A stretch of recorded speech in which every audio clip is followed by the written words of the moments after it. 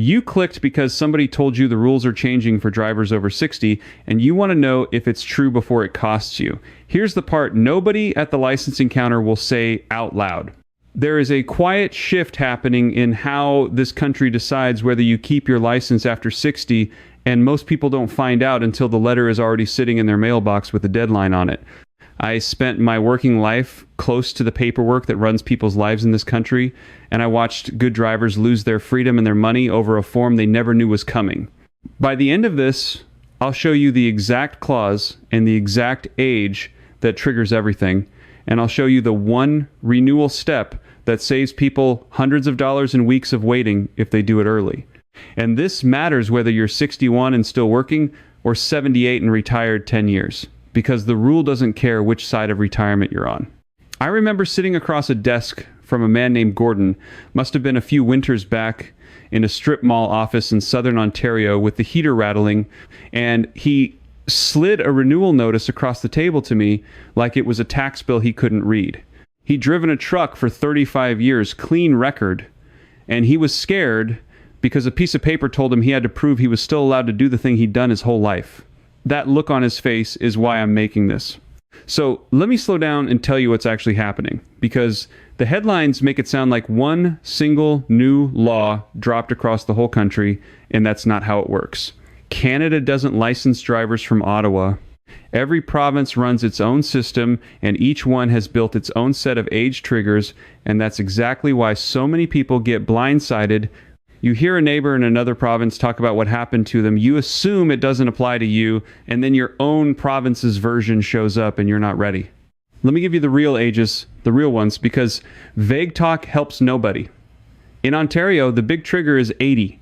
At 80, you're moved into what they call the Senior Driver Renewal Program, and you renew every 2 years instead of every 5, and each renewal means a vision test, a short in-class screening session, and a review of your record with a possible road test on top. But here's what people miss. The groundwork for that starts long before 80, in the habits and the paperwork you build in your 60s and 70s. In Alberta, the medical reporting starts at 75. You get a notice that you need a medical examination by a physician, and you do it again at 80. And then every 2 years after that, in British Columbia, the driver medical examination kicks in at 80 as well. In Quebec, you've got medical and vision reporting due at 75 and again at 80. Different ages, different forms, same machine underneath. And the reason this feels like it's aimed at 60 is that 60 is when the system quietly starts paying closer attention to you, even though it doesn't send you a dramatic letter yet. Now, here's the first thing that should make you sit up. That medical form your province may require is not free, and it's not done by the government. It's done by your doctor, and your doctor charges for it, because filling out a driver's medical examination report is what's called an uninsured service. Your provincial health plan does not pay for it. That fee comes out of your pocket, and depending on where you live and which doctor you see, it can run anywhere from $100 to well over $200, sometimes more if specialist testing gets added. Most people have no idea that bill is coming until the receptionist tells them at the counter. And here's where the clock starts ticking, because that form has a window. It has a date by which it must be completed and returned. Miss that window, and your license can be suspended administratively, not because you did anything wrong on the road, but because a piece of paper didn't arrive on time. I've seen it happen. A woman, healthy, sharp, drove every day, got the medical notice, set it on the kitchen counter under a stack of flyers, and forgot about it for 6 weeks. By the time she remembered she'd missed the deadline, her license was suspended, and she spent the better part of a month without the ability to drive herself to her own medical appointments. Not because she was unfit, because of a date. So let's talk about who actually benefits when you don't ask the right questions early, because somebody always does. When you walk into that renewal cold, unprepared, you pay full price for everything and you wait in every line. The system isn't built to warn you in advance. It's built to process you when you show up. Nobody at that counter gets paid to phone you in your 70s and say, listen, here's how to do this cheaper and faster. That phone call doesn't exist. I know, because I worked near the side of the desk where those decisions get made, and the instruction was never reach out early. The instruction was wait for them to come to us. And that's the quiet cost. Every year you don't understand the timeline, you're one notice away from paying more and waiting longer than the person beside you who did understand it.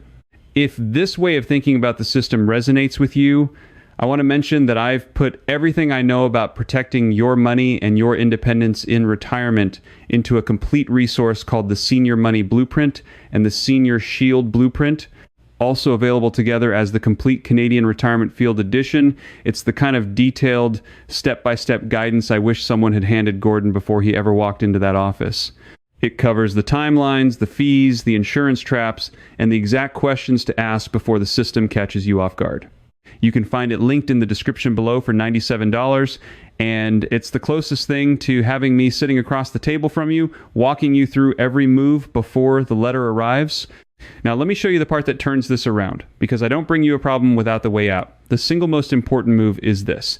The vision standard is the thing that fails more renewals than almost anything else, and it's the easiest thing in the world to fix in advance, and almost nobody does it on purpose. Here's the standard. To hold a regular passenger license in most provinces, you need corrected visual acuity of at least 20/50, and you need a horizontal field of vision of at least 120 degrees. That number, 20/50, is the line. If you can read to that line with your glasses on, you clear the vision portion. If you can't, you're flagged, and a flag at the counter turns a 15-minute renewal into a referral, and a referral turns into weeks of waiting and more forms. Here is what the counter will never tell you to do. Go to your optometrist before your renewal is due, get your eyes checked, get your prescription updated, and walk into that vision test already wearing the right glasses. A regular eye exam for someone in the senior range is often covered or partly covered under provincial plans, so you can fix the exact thing that fails people for little or nothing before it ever becomes a problem. The people who do this sail through. The people who don't get caught at the counter with last year's prescription and pay for it in time and stress, but vision is only the first trap, and it's honestly the easy one. Because there's a second layer underneath, and this is where the money really starts slipping away while you do nothing, and it has nothing to do with the license office at all. It has to do with your insurance. Here's the connection. Almost nobody draws. The moment your driving record gets a mark on it, or your license lapses even briefly, or you get downgraded to a restricted condition, your auto insurance premium feels it. Insurers in this country price you on your record and your continuous coverage, and a senior with a clean, unbroken history is sitting on one of the most valuable financial assets they own without knowing it. Let that history get a gap in it because of a missed medical form, and you can watch your premium jump at the very age when you're least able to absorb it. I've watched retirees who budgeted everything down to the dollar get hit with a premium increase they never saw coming, all because a license administrative suspension showed up in their record for 3 weeks. The car never moved, the driving never changed, the paperwork changed, and the paperwork is what the insurer reads. So now you're seeing the real shape of it. This isn't really about whether you can still drive. It's about how a system that processes you by age and by deadline can quietly cost you money in 3 directions at once: the doctor's fee, the wasted time, and the insurance hit. And all 3 are avoidable if you move before the letter comes instead of after. Now, let me turn directly to you, because I know who's listening right now. Some of you are thinking, this is fine advice for somebody who's 62 and planning ahead, but I'm already well past that. I'm 76. I'm already renewing every 2 years. This train left the station for me. I built this next part specifically for you because you are exactly the person who can claw the most back, and here's why. If you're already in the senior renewal cycle, you have something the younger driver doesn't. You have a track record of renewals, which means you know your own timeline, and you can get ahead of the very next one starting today. Pull out your license right now and look at the expiry date. That date is your clock. Most provinces send the renewal notice a couple of months before, but the notice is a courtesy, not a guarantee, and people who rely on the notice are the people who get caught. Here's your move, and you can do it this week. Call your optometrist and book your eye exam now, ahead of your renewal, so your prescription is current, and you clear that 20/50 line on the first try. Then, if your province requires a medical form, call your family doctor's office and ask one specific question. Ask them how far in advance they'll complete a driver's medical examination report, and ask what they charge, so the fee doesn't ambush you and the timing doesn't either. Doctors get booked weeks out. The person who calls in advance gets the appointment. The person who waits for the notice gets told the next opening is after the deadline. And here's a piece that helps the already retired driver more than anyone. If you've had any change in medication, Any new prescription for blood pressure, for the heart, for diabetes, for sleep? Get clear with your own doctor about how it affects the medical form before you sit down to fill it out. Because an incomplete or unclear answer on that form is what triggers the dreaded follow-up request, and the follow-up is where months disappear. You're not hiding anything. You're making sure the form is filled out completely and correctly the first time so it clears the first time. There's one more thing for the retired driver, and it's the quietest saving of all. Check your insurance policy for a mature driver or retiree discount. A lot of insurers offer a reduction once you're retired and driving fewer kilometers, and a stunning number of seniors are paying the full working age rate years into retirement because nobody told them to ask. You call your insurer, you tell them you're retired, you tell them roughly how little you actually drive now, and you ask them point blank what discounts you qualify for. I've seen that one phone call knock real money off a yearly premium. It costs you nothing but the call. So even if you're 78 and you've renewed 4 times already, you are not too late. You're actually in the best position to act because you know the cycle and you can get in front of it right now. But I told you at the start, I'd give you something most people have never heard, the one thing buried in how this system works that changes the whole picture, and I'm going to give it to you now. Here's the setup. Everybody assumes the license renewal is a pass or fail wall. You either keep your full license or you lose it. That fear, all or nothing, is what makes people panic, makes them rush the medical, makes them hide a condition they shouldn't hide, makes them avoid the optometrist because they're scared of what the test will say. And that fear is built on a misunderstanding of how the system actually works, because there is a middle path written right into the rules, and almost nobody uses it on purpose. It's called a conditional or restricted license. Inside the provincial driver licensing frameworks, the assessment is not simply keep it or lose it.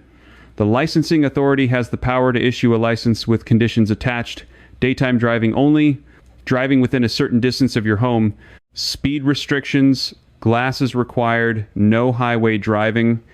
These conditions exist precisely so that a person who can't meet every single standard for unrestricted driving can still keep driving safely within limits that fit them. Here's why this is the thing nobody tells you. People walk into that office believing that if they admit to any limitation, any weakness in their night vision, any concern, they'll lose everything. So they either lie, which is dangerous and can void their insurance, or they freeze and let the license lapse entirely because they're too afraid to engage. Both are disasters. And both come from not knowing that the restricted license is a real, legitimate, intended option you can ask about and even request.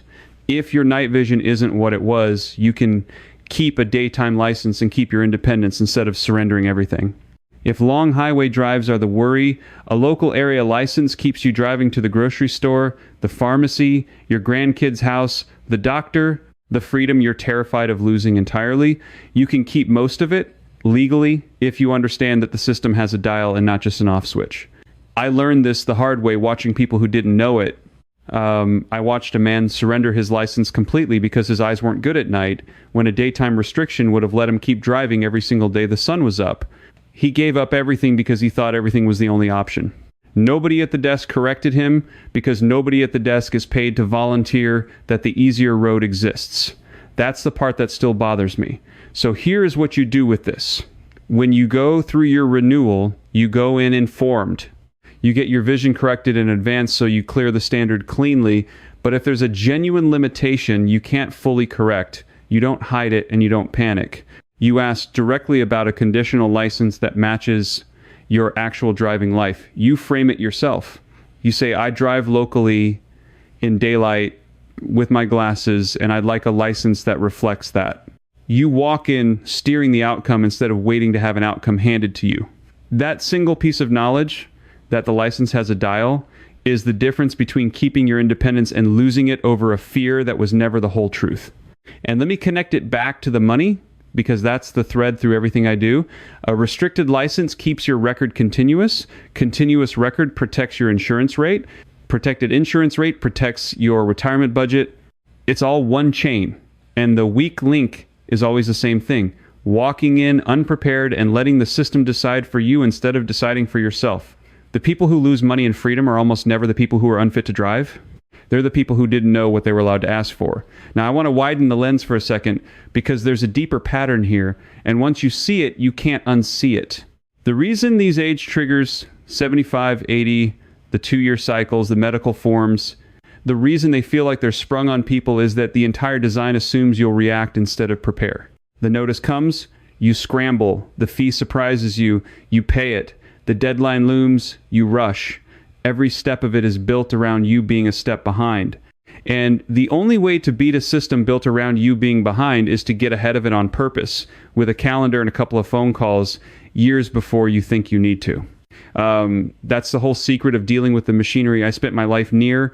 It is not malicious. It is indifferent. It will not call you. It will not warn you early. It will not tell you about the cheaper path or the restricted option or the discount you qualify for. It waits for you to come to it unprepared, and it processes you at full price. The person who understands that and acts early gets a completely different experience than the person sitting next to them in the same waiting room, and they never know the difference was just a few weeks of foresight. Let me bring it down to the kitchen table, the things you can actually do, because this is worthless if you don't act on it. First, find your license and write down the expiry date where you'll see it on the calendar, on the fridge, somewhere real. That date is the clock everything runs on. Second, if you're within a couple of years of one of those age triggers in your province, 75, 80, whichever applies, book your eye exam now and get your prescription current. So the vision test is a formality, not a gamble. Third, if a medical form is required, call your doctor's office and ask the 2 questions, how far ahead they'll do it and what it costs. So neither the timing nor the fee can ambush you. Fourth, call your insurer, say you're retired, and ask what discounts you qualify for that you might not be getting. And fifth, keep in your back pocket the knowledge that a restricted license exists so you never surrender everything out of fear when you could keep most of it. Every one of those is something you can start this week from your own kitchen with a phone and a pen. No expert required. I think about Gordon, the truck driver, every time I explain this. He walked into that office the second time around knowing exactly what was coming, with his eyes already checked, his form already done early, his questions already answered, and he came out the same way he'd come out for 35 years with a license in his pocket and his independence intact. The only thing that changed between the scared man at my desk and the calm man at the counter was knowing. That's all it ever is. Knowing and moving before the letter does, because here's the truth underneath all of it. What's slipping away while you wait isn't just money, though the money is real, the doctor's fee, the insurance jump, the discount you never claimed. What's slipping away is the thing you spent your whole life earning, the simple freedom to get in your own car and go where you want on your own schedule without asking anyone's permission. That freedom doesn't have to be surrendered to a deadline you didn't see coming. It only gets lost when nobody tells you the rules in time, and now somebody has. You worked your whole life. You followed the rules. You paid what you owed. You are exactly the kind of person who should not have your independence or your savings quietly drained away because a system decided it wasn't its job to warn you, so don't let it. Be the one in the waiting room who walked in ready. Now, I want to hear from you, and I read these. Tell me in the comments which province you're in and what age the medical or vision rule kicks in where you live, because the rules really are different across this country, and your comment might be the warning another driver in your province needed to hear before their letter came. Drop it down below. Be specific. And if you believe what you earned and the freedom you built should not quietly drain away while no one bothers to warn you, then come stand with the rest of the Canadian retirees here who refuse to be caught a step behind. Because next time I'm going to show you the exact insurance discount most retired drivers in this country qualify for and almost never claim, and the single sentence to say on the phone that unlocks it. That one could put real money back in your pocket before your next renewal even arrives. Don't be the one who finds out too late. Get ahead of the clock, and I'll see you in the next one. Before I let you go, let me give you one more thing to carry into that office, because it's the piece that ties everything together, and it costs you nothing. Keep a simple folder, a real paper folder, at your kitchen table with your license expiry date written on the front, your current glasses prescription tucked inside, the date of your last eye exam, and a note of what your insurer told you about discounts. when the renewal cycle comes around, you're not hunting through drawers and panicking. You open the folder and everything you need is already there. The people who get processed at full price and full delay are almost always the people scrambling for documents at the last minute. The people who breeze through have everything in one place before the letter ever lands. And here's the quiet truth about that folder. It's not really about paper. It's about being the person who decided on purpose not to be caught behind. Every retiree I ever watched lose money or freedom in this process lost it in the gap between the notice arriving and them being ready. Close that gap, and the whole machine works for you instead of against you. So write down the date, make the calls, build the folder, move before the letter does, and you keep what you earned, every dollar and every mile of it.